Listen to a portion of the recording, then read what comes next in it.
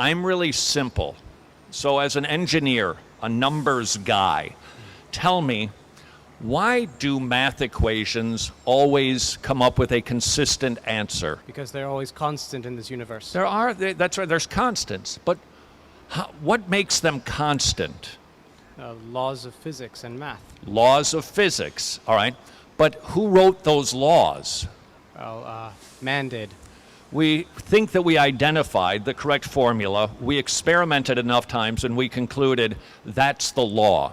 Fair enough, but that still doesn't tell me why we have consistent outcomes. Here's my premise, that if there is not a bigger constant in the universe, there's no constants in math or in science.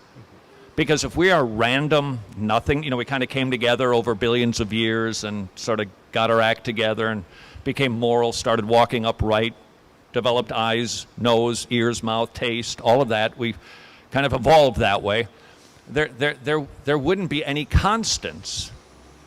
We would never have anything that was certain because it's all random according to evolution. Fair enough? Fair enough. Do you believe in evolution?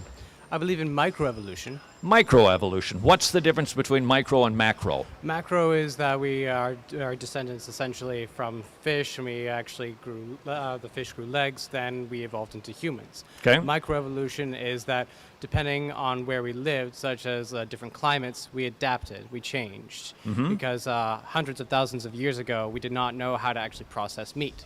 Therefore, our digestive system was different, our teeth were actually different. But as we learned to actually cook our meat and evolve and adapt, our very teeth changed, our digestive system changed because we did not need that powerful bacteria anymore. And why did we decide to do all of those things?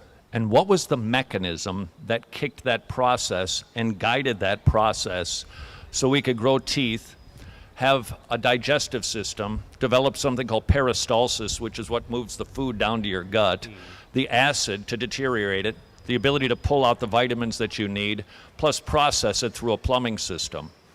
When did all of those things take place? And who decided that's the way we should be? Well, somewhere along the line, the coding in our DNA changed. The code in our DNA changed. All right. Codes in DNA can be manipulated these days and changed. And different people have DNA, but no new information gets added to DNA. You can detract information, but you can't add information to DNA. See, what I'm trying to get at is it's a little suspicious that all of these things happened all by themselves without anything to guide them or to think them through. Okay, so for instance, let's say you had your teeth, you had your throat, you've evolved all of that, you've got peristalsis working its way down, but you haven't evolved your stomach yet. What would happen to your teeth and to your throat? I would not know. They'd go away because you don't need them for anything. You had to happen all at the same time. It's called irreducible complexity. You're so complex that if we reduced a component of it, none of the other components would exist because they need each other to function. All right, I want to ask you a question about DNA. Okay. How many cells do you have in your body? Too many to count. About 50 million, yeah. Give or take, yes. 50 million cells. How many strands of DNA do you have? That I do not know. Let me put it to you this way. If we took out your DNA, first of all, we could fit it into a tablespoon, but if we typed out the code, we wrote it down, you could fill the Grand Canyon with your DNA information 40 times. Put it another way.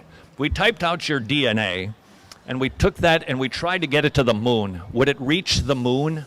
I would say yes. 5 million times it would. Yeah. That is a lot of organized information.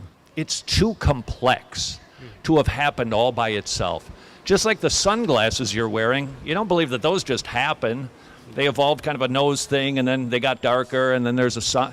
You go, that's not really logical. And I don't think it's logical to suggest that we happened all by ourselves. I think somebody made you. That's what I think. I think you're designed by your maker, a very intelligent, powerful being who's very moral, because we see another set of constants in this universe, morality. I asked a young man earlier, would you be willing to tell me it's always wrong to beat up a small child? No, yes, Why? because children, for the most part, are innocent. All right, but what if I said, I don't think they are. I like beating up small children. I think it's good to beat up small children. How can you tell me I'm wrong? Well, by standards that have been set forth by religion for centuries, that is immoral.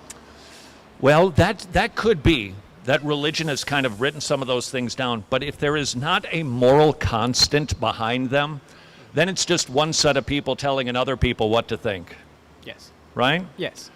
So I think the moral constant in this universe is God himself.